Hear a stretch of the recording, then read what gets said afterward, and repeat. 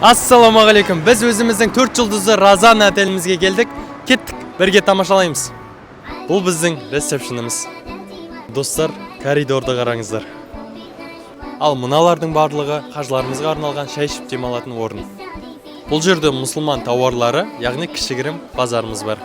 Онымен қоса мені таңғалдырғаны кішігірім супермаркеті бар. Ал достар, ең қызығы рум-тур, бірге тамашалайық.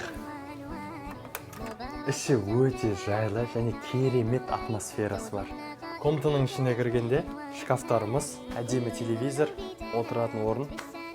Достар, мына кроваттарды қараңыздар. Ал бұл жер жуынатын бөлме. Бұның ішінде барлық керек заттар бар. Ал бұл жерде кофе, шай, сусындар. Ал мына телефонмен мен сөйлесемін. Достар, сізде тамақ жайлы уайым болса, мына асхананы көріп, сіздер ол ойдан арыласыздар. Бұл жерде ең күшті бір байқағаным, әйелдер бөлек отырады, ер кісілер бөлек отырады. 10 шақты лифтіміз бар. Қажыларымыз мүлде күтіп қалмайды.